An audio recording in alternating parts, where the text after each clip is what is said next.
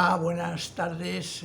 Nuevo discipulado, nuevo momento de reflexión, nuevo momento de encontrarnos con el Evangelio de Lucas. Estamos en el capítulo 5 de Lucas y vamos a tratar a partir del 33 al 39. En la mayoría de las Biblias está este texto en un solo parágrafo, es decir, en un solo bloque. Es posible que nos quiera decir el evangelista, o se interpreta que el evangelista nos quiere decir que estas dos situaciones están unidas entre sí. El pasaje es interesantísimo, porque muestra dos conceptos que están unidos. Y dice así, vamos a leer primero la primera idea que el Señor Jesús nos quiere expresar. Dice, entonces ellos le dijeron, ¿por qué los discípulos de Juan ayunan muchas veces y hacen oraciones, igual que los de los fariseos, pero los tuyos, tus discípulos, comen y beben? Jesús respondió, ¿podéis hacer acaso que los que están de bodas ayunen mientras el esposo está con ellos? Vendrán días cuando el esposo no estará con ellos. Entonces en aquellos días ayunarán. Y después Jesús les cuenta otra parábola, que la estudiaremos, si el Señor lo permite, el próximo sábado. Y dice así, nadie corta un pedazo de un vestido nuevo y lo pone en un vestido viejo, porque el nuevo se rompe y al viejo no le conviene remiendo nuevo.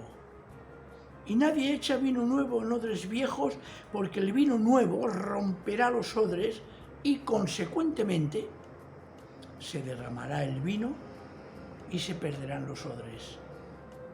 El vino nuevo se ha de echar en odres nuevos, y lo uno y lo otro se conservan. Y añade una frase curiosa, y nadie que haya bebido el vino añejo querrá luego beber el nuevo, porque dirá, el añejo es mejor. Repito, son dos pasajes unidos. Y vamos a ver primero el tema del ayuno, y más adelante, repito, veremos el tema de la radicalidad del cambio en nuestra vida. Como ya he dicho anteriormente, existen en esta época, en ese momento, los seguidores de Juan el Bautizador, el Bautista, y los seguidores de Jesús. Son dos movimientos que van paralelos en el camino y en el ministerio de aquella época de Jesús. Y queramos o no, podía haber, y de hecho había, competencia entre ambos grupos, seguidores de Juan y los seguidores de Jesús. Pero hay una diferencia que aquí se demuestra. Los seguidores de Juan aún, y es normal, no es criticable, aún estaban dentro de lo que llamamos nosotros el Antiguo Testamento. Sin embargo, los discípulos de Jesús se estaban incorporando a una nueva dinámica de fe que les enseñaba Jesús y que podemos decir que forma parte del Nuevo Testamento. En nuestro caso, se presenta el tema del ayuno. ¿Por qué los tuyos no ayunan y los nuestros y nosotros sí? En tiempos bíblicos existía el hecho que Dios aceptaba el ayuno de sus fieles por motivos correctos.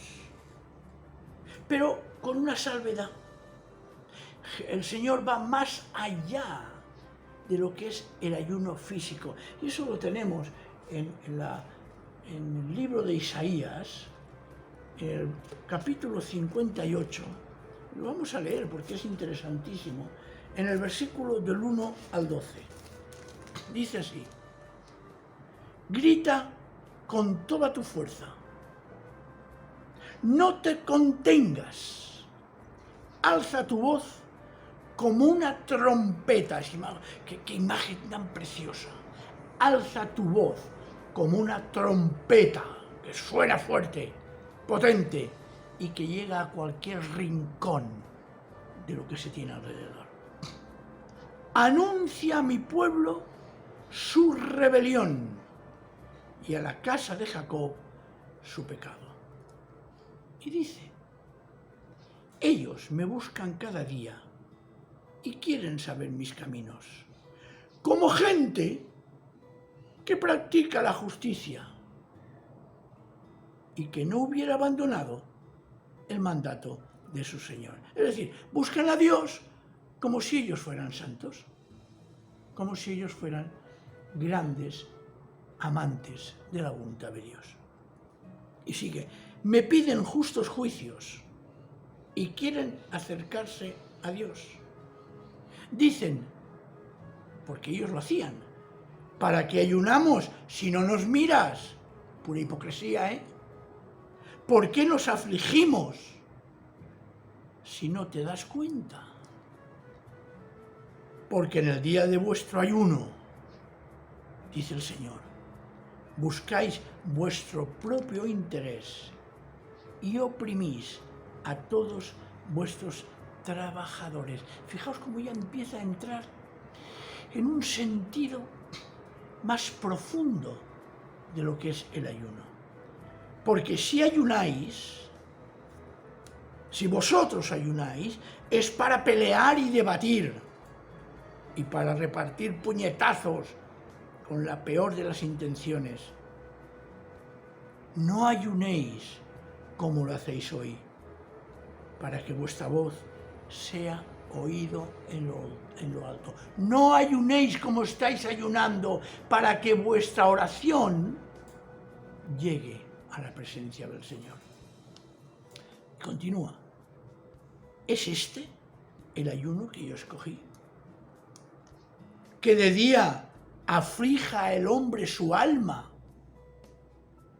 que incline su cabeza como un junco y haga cama de telas ásperas y de cenizas. Esto es lo que yo os pido, pregunta el Señor. ¿Llamaréis a esto ayuno y día agradable al Señor? Y aquí viene una gran declaración de parte del Señor. El ayuno que yo escogí no es más bien, fijaos, no perdamos detalle porque es interesantísimo.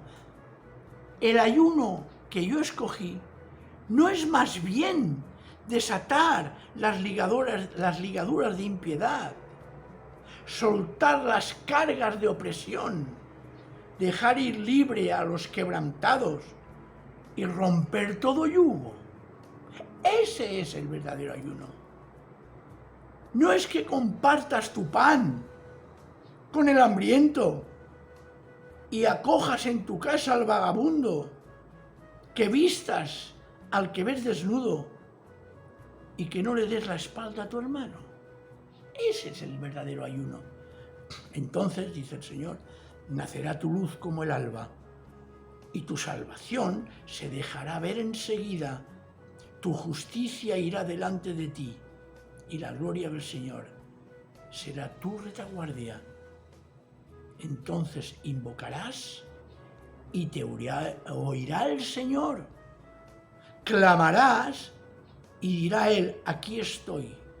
Si quitas de en medio de ti el yugo, el dedo acusador y la calumnia, si das tu pan al hambriento y sacias al alma afligida, en las tinieblas nacerá tu luz y tu oscuridad será como el mediodía. El Señor te pastoreará siempre. En las sequías saciará tu alma y dará vigor a tus huesos. Serás como un huerto de riego, como un manantial cuyas aguas nunca se agotan. Tu gente reconstruirá las ruinas antiguas, volverán a levantar los cimientos de otros tiempos y serás llamado reparador de portillos, restaurador de lugares en ruina. Eso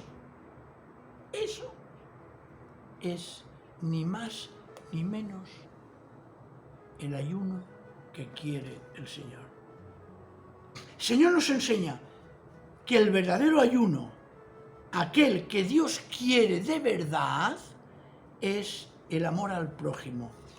Pero el amor al prójimo y una vida consagrada a Él. Curiosamente, y a mí me llama mucho la atención, en el versículo 7 dice, ¿no es el ayuno el verdadero que compartas tu pan con el hambriento? O sea, ayunar es comer. Ayunar es comer amando y repartiendo lo que tienes con quien lo necesita. Esto me recuerda a algunas personas, y yo respeto profundamente, que cuando hablan del llamado ayuno de Daniel. El ayuno de Daniel no es, ni era, ni más ni menos, que el abstenerse de comida impura, llamada contaminada, porque Daniel quería vivir en santidad delante de Dios. No era en abstenerse de comer de la mesa del rey de Babilonia. El ayuno era de abstenerse de comer aquello que era impuro. Esto lo podéis ver en el primer capítulo de Daniel, si lo repasáis, si lo veis.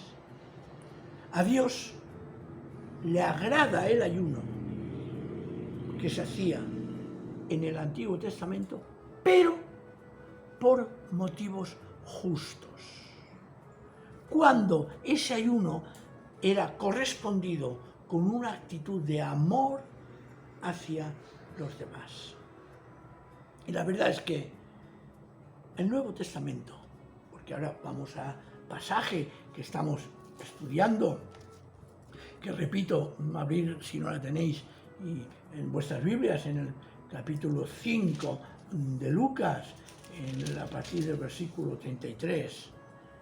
En el Nuevo Testamento, que es donde estamos nosotros hoy en día viviendo, la verdad es que ni se manda, ni se prohíbe específicamente a los cristianos ayunar.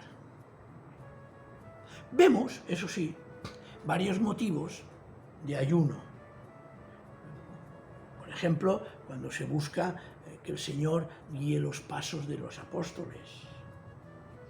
Pablo y Bernabé a veces ayunaban también antes de nombrar pastores en las congregaciones. Por ejemplo, en Hechos 14:23, que lo dice.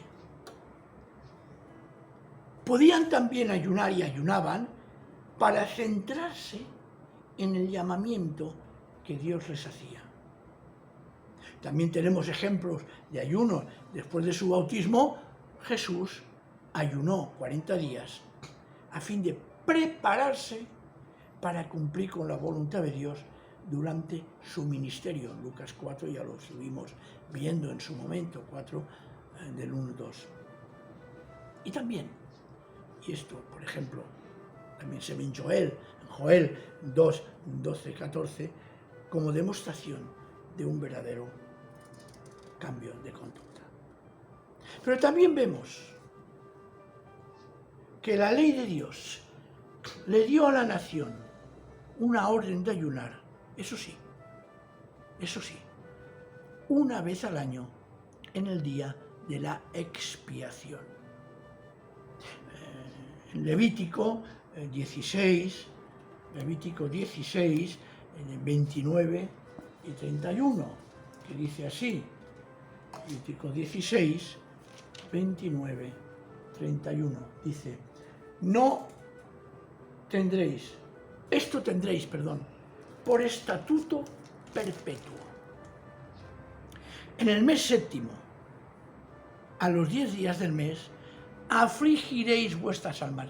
Esta traducción de afligiréis refleja también perfectamente el concepto de ayuno, porque ayuno es afligir el cuerpo, es darle como una especie de disciplina personal.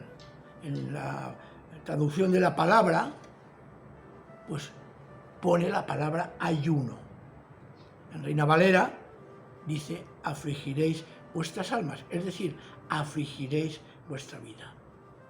Y lo hacen precisamente el día de la expiación, un día concreto, como signo y símbolo de conversión y de arrepentimiento. En aquella ocasión era apropiado ayunar porque les recordaba a los israelitas que eran pecadores y que necesitaban que el Dios les perdonara. Sin embargo, vamos a ser muy sinceros y muy claros. Hay, sin embargo, causas que no corresponden a un verdadero ayuno. Causas, yo diría, permitidme que diga la expresión, incorrectas para ayunar. ¿Cuáles son algunos de los motivos incorrectos para ayunar? Jesús enseñó que el ayuno religioso debe ser un asunto personal y privado entre quien ayuna y Dios. En Mateo capítulo 6, en el versículo 16 y 18, al 18 dice así, cuando ayunéis, no pongáis cara triste, como los hipócritas, que desfiguran sus rostros para mostrar a la gente que ayunan. Os aseguro que ya tienen su recompensa. Pero tú cuando ayunes, unge tu cabeza y lava tu rostro para no mostrar a nadie que ayunas, sino a tu Padre que está allá, en lo secreto. Y tu Padre que ve en lo secreto te recompensará. Reina Valera añade en público, pero es un texto que no se encuentra en los mejores manuscritos. Fijaos, ya hemos leído, y leerlo, por favor, en casa, cuando podáis, un momento, una situación, Isaías 58, 3 y 4. Está prohibido, no se debe, es incorrecto ayunar para cumplir un rito de apariencia religiosa. Lo hemos leído en Isaías 58. Vosotros ayunáis, pero realmente vuestro corazón está lejos de mí, dice el Señor. Sin embargo, hay una pregunta interesantísima y digna de hacerla con valentía. ¿Es el ayuno una obligación para nosotros los cristianos? Lo voy a decir con franqueza y con claridad meridiana. La respuesta es directa y clara. No. El ayuno no es obligación para nosotros los cristianos. ¿Por qué? Dios mandó a los israelitas que ayunaran, eso sí, en el día de la expiación, como ya hemos visto antes, claro. Pero se eliminó ese mandato de Dios después de que Jesús, de forma permanente, borrase nuestros pecados de aquellos que creemos en Él. Él se constituyó en sumo sacerdote, según el orden, según el rango de Melquisedec. Leed, por ejemplo, el capítulo 7 de Hebreos. Él entra como expiación por nuestros pecados, como único e irrepetible sacrificio por nuestros pecados en el templo celestial. Así que el ayuno sí que formaba parte de la ley mosaica. Sin embargo, nosotros no estamos bajo esa ley. Romanos, por ejemplo, en Romanos capítulo 10, en el versículo 4, dice así, que a veces lo leemos deprisa, porque el cumplimiento, la plenitud de la ley es Cristo, para salvación, para justicia de todo aquel que cree. Por lo tanto,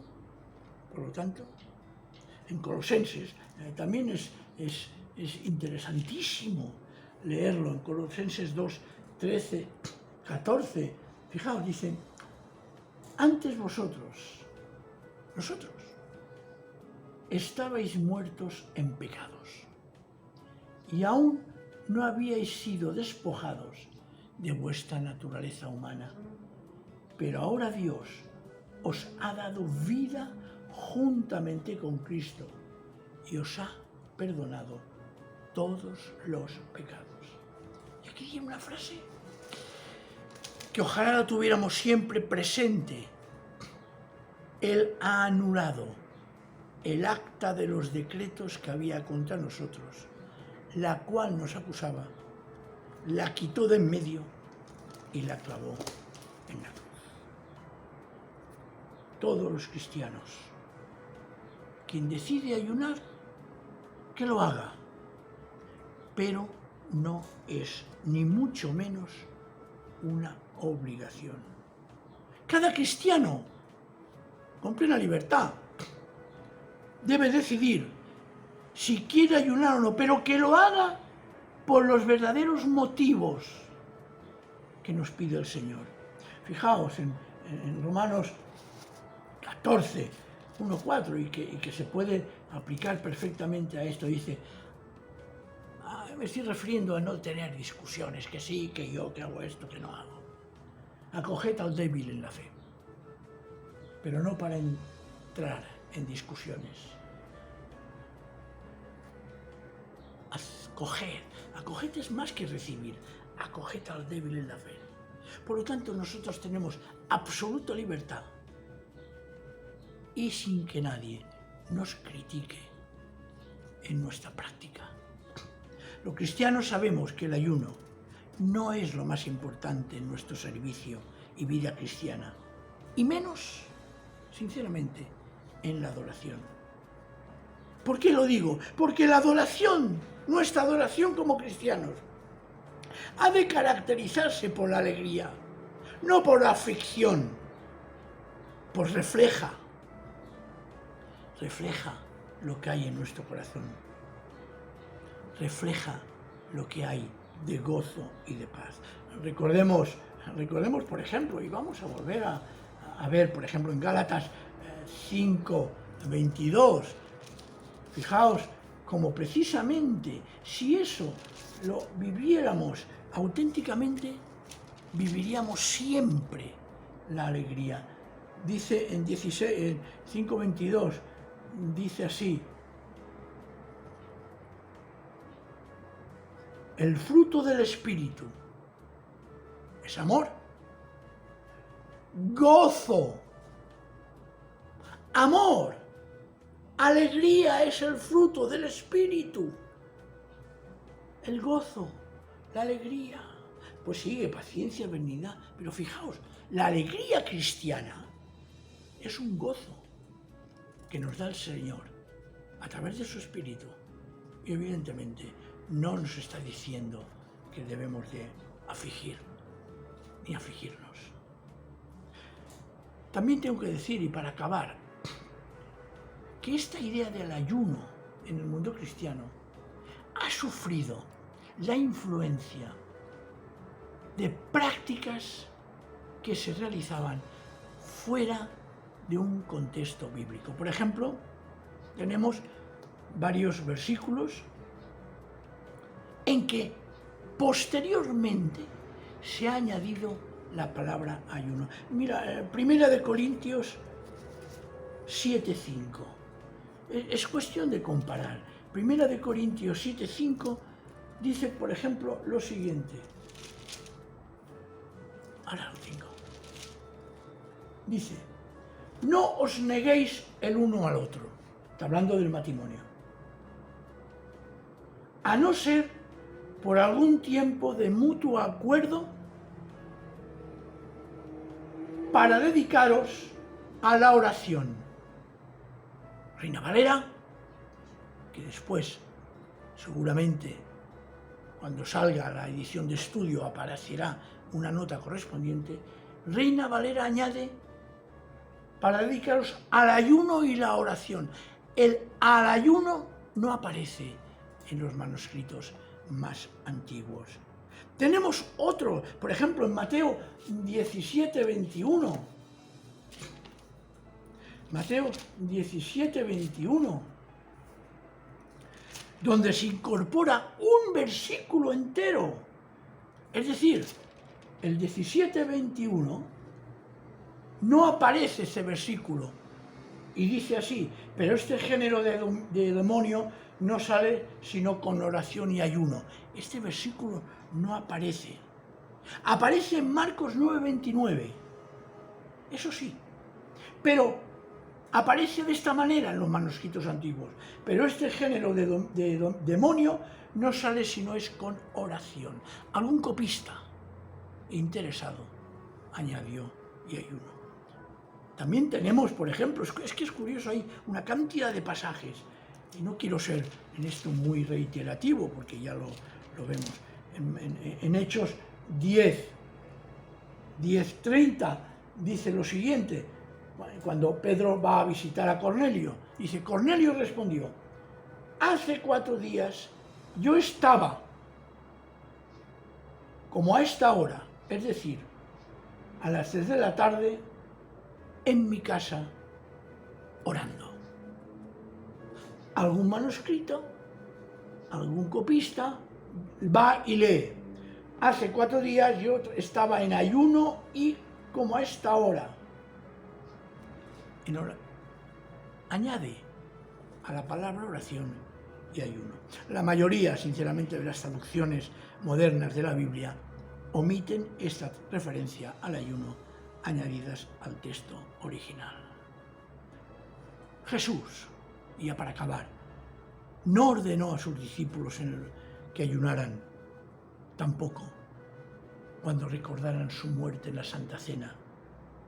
Incluso os diré más, en el texto que estamos estudiando de Lucas 5,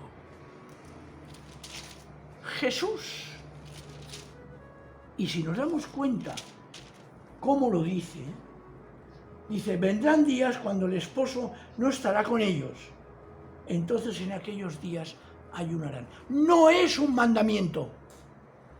No dice que cuando él no esté, entre comillas, presente, es un mandamiento. No, dice entonces ayunarán. ¿En qué sentido? Bueno, que pueden hacerlo, claro, porque estarán con la pena de que Jesús no está visible. Pero yo siempre añado algo que creo interesante. Jesús nunca nos ha dejado. Siempre está con nosotros. Por lo tanto, entonces en aquellos días ayunarán cuando el esposo no está con ellos, no se puede cumplir en los cristianos, porque siempre tenemos la presencia de Cristo en nuestra vida. Ya quiero acabar porque hoy me estoy alargando mucho. Hermanos y hermanas, la libertad la hemos recibido de Cristo y hemos sido llamados a la libertad. Y voy a acabar recordando el versículo 1 del capítulo 5 de Gálatas. A libertad fuisteis llamados. Estad firmes en la libertad que Cristo nos hizo libres. Y aquí acabo. Un poco más largo que otras veces, la verdad sea dicha. Si hay alguna pregunta o algún comentario, con esa libertad que nos da el Señor, podemos perfectamente, absolutamente, entrar en conversación. Que el Señor nos bendiga a todos. Amén.